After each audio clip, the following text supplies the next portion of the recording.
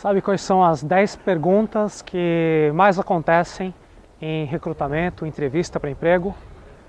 Não sei se eu vou conseguir lembrar de memória, se me falhar. Tem esse link onde você vê o post no blog, onde eu escrevo a lista das 10 perguntas. Mas são perguntas muito comuns, como por exemplo, número 1, por que você quer trabalhar aqui? Número 2, por que eu deveria te contratar? Número 3, me diga quais são as suas principais forças e fraquezas. Número 4, por que você saiu do seu emprego anterior? Número 5, o que você se vê fazendo daqui 5 anos? Número 6, quanto que você quer ganhar daqui 5 anos? Número 7, me fale sobre você. Número 8, só lembrei 8 das 10 perguntas, mas a lista está aqui no link, que eu vou escrever o post depois. E essas 10 perguntas eu encontrei no livro Sway, The Irresistible Pull of Irrational Behavior, do Ori Brafman. É um livro muito legal que fala como nós nos comportamos de uma maneira irracional. Então, na verdade, o título é 10 perguntas que a gente recebe de forma mais frequente em entrevistas. Isso aqui é apenas um pequeno detalhe, um gancho para puxar a conversa de hoje nesse vídeo, dizendo que muitas vezes a gente se comporta de uma maneira irracional. A gente não leva em conta os fatos que estão diante dos nossos olhos e a gente apenas tem uma primeira impressão, criamos uma certa etiqueta mental na cabeça e a partir daí filtramos tudo que a gente encontra. Quando existem fatos que comprovam aquela primeira intuição, aquela primeira impressão, então a gente lembra, e quando aparecem fatos que vão contra a nossa impressão inicial, a gente ignora. E quem, como eu, gosta muito do Malcolm Gladwell, esse é o objeto do livro Blink, em que ele fala também em muito detalhe, um livro muito bom, entrando em detalhes de como que a impressão inicial, como a decisão é feita num piscar de olhos. No caso do Ori Brafman, o primeiro capítulo do livro, ele conta a história de uma garota chamada Amy, que uma garotinha, criança, bebê, e a mãe a levou para o hospital porque a garota estava passando mal. Os médicos fizeram uma certa análise, mas identificaram que a mãe tinha uma certa tendência hipocondríaca, estava ficando meio desesperada. Então acharam que talvez não fosse nada e deixaram a mãe retornar para casa com a filha. Um dia ou 2 dias depois, a filha continuou passando mal, a mãe levou de novo a filha para o hospital. E aí os médicos, que eram muito experientes, muito competentes, muito profissionais, enfim, tinham todas as qualificações para serem bons médicos naquela situação.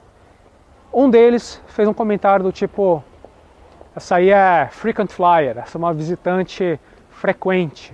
Quer dizer, é um apelido pejorativo que os médicos utilizam uns com os outros para deixar de lado a preocupação que uma determinada mãe tem com o filho ou com a própria saúde quando a pessoa é hipocondríaca. Então, quando ficou essa etiqueta dizendo frequent flyer, a viajante frequente, a cliente frequente, os médicos pararam de fazer exames, mandaram a mãe ir para casa e a criança veio falecer alguns dias depois. Então esse que é o grande problema em etiquetar, colocar rótulos nas pessoas.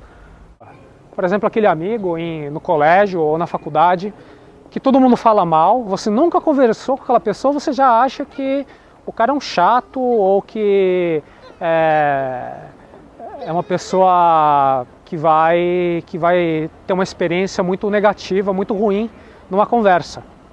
Até que acontece um dia que você puxa papo e a pessoa é normal, a pessoa é legal, bacana, vocês acabam marcando alguma coisa junto. Pode não ser o cara mais legal do mundo, mas não é tudo aquilo de ruim que os outros falam. Então quem tem uma cabeça mais aberta já deve ter se questionado E se quiser entender um pouco mais em detalhes, eu aconselho a leitura tanto do Sway, eu não sei se tem uma tradução em português, se tiver eu coloco o link aqui no vídeo, provavelmente não tem, nunca vi isso numa livraria brasileira, mas o Malcolm Gladwell, que fala bastante disso no livro Blink, inclusive tem muita gente que pratica mais a parte espiritual, eu não conheço muito bem, eu acho que existem práticas espirituais e filosofia budista, se eu não me engano, meditação. Tem gente, eu vou perguntar até para o Gustavo Gitt, que é um amigo meu, vou ver se ele consegue complementar um pouco. Mas a ideia é que elimine rótulos, porque o rótulo ele pode aprisionar a sua capacidade racional de compreender o mundo, de observar o que acontece à sua volta, e você só está vivendo de forma reativa a partir dos seus próprios fantasmas, suas ilusões. Isso prejudica demais a forma como a gente interage com outros e como cria conexões, que é uma parte fundamental para ter uma vida de qualidade.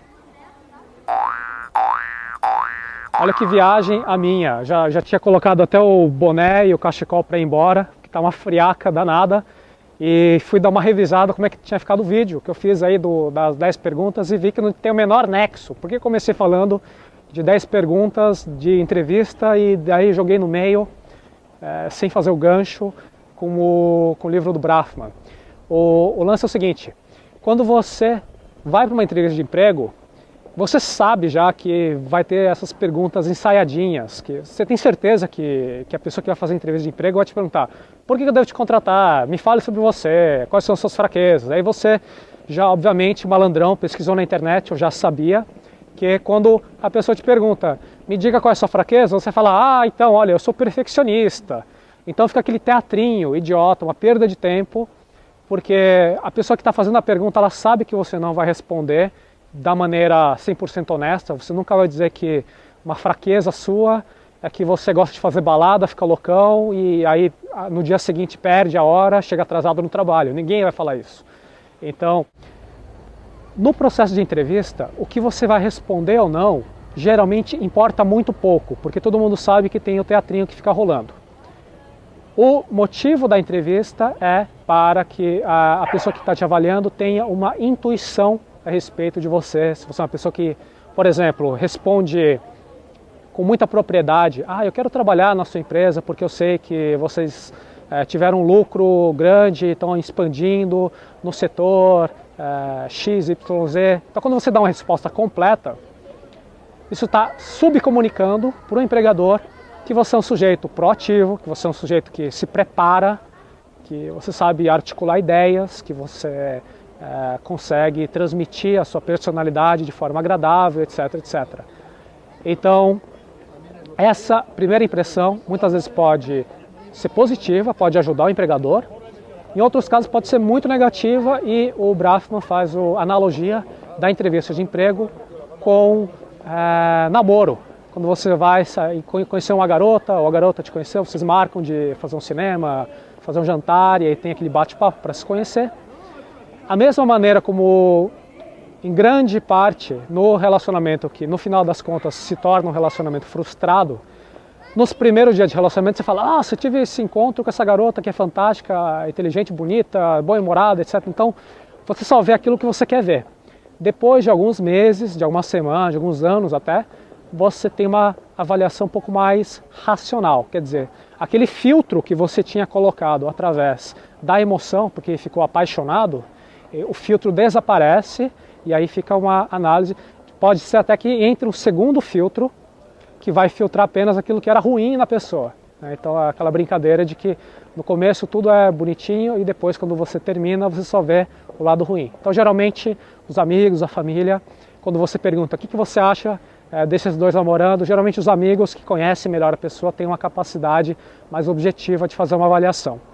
E essas impressões iniciais podem nos aprisionar muito, por isso que eu falei de rótulos, etc., todo o lance mais espiritual, aí, um pouco menos comum no nosso bate-papo do dia a dia, mas que, estando ciente dos filtros de cognição, isso nos permite uma maior efetividade para tomar decisões.